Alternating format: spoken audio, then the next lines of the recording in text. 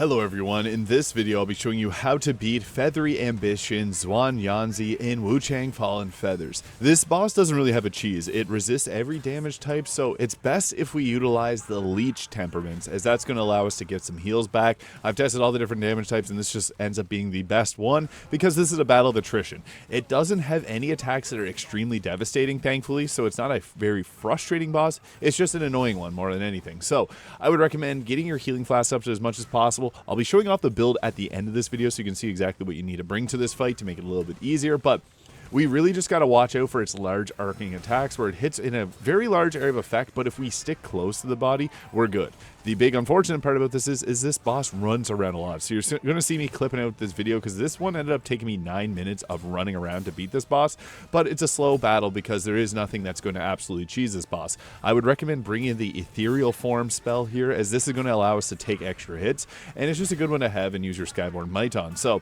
we want to use that as much as possible. Anytime that you need to heal, it's best to cast that first because it can come out quicker than your heals do, and you're going to be able to stay alive a lot easier that way. You see there, I keep continually casting it. Whenever you see that blue dust appearing around my character, that's me utilizing that spell, because some of the attacks do hit decently hard. I am using the Ming General Armor, as I found that did a pretty good job, but I'll show all that off at the end of the video. And as much as we can bring in the Storyteller as a wood, if you use the wood whistle there, or bone whistle, to be able to summon him in. And this makes a big difference because he can draw aggro and allows us to actually get a few attacks in. He does go down relatively quickly though, especially when the second phase hits. And that's just going to be where this boss goes up to a whole other level, because from going to this close range fighter that we have where it does run around quite a bit, but it's close range, in the second phase, it starts off with this attack.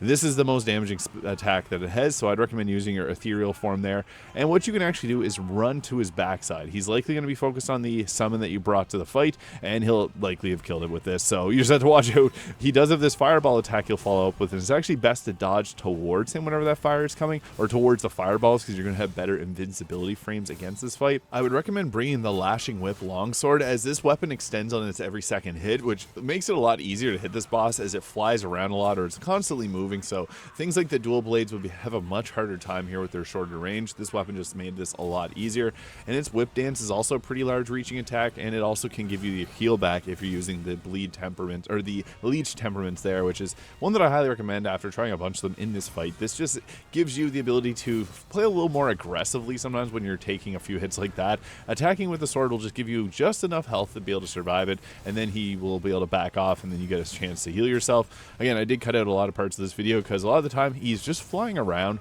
and the attacks actually have a hard time hitting you if you're close to him. So that's why he does move around a lot. And with this attack here, the best thing, as you can see, is to dodge towards them, as that gives you the absolute best chance of not getting hit by them. And you can see here, you can just continually attack at close range. You only get hit with a couple of the attacks, but our temperaments there is able to keep us healthy.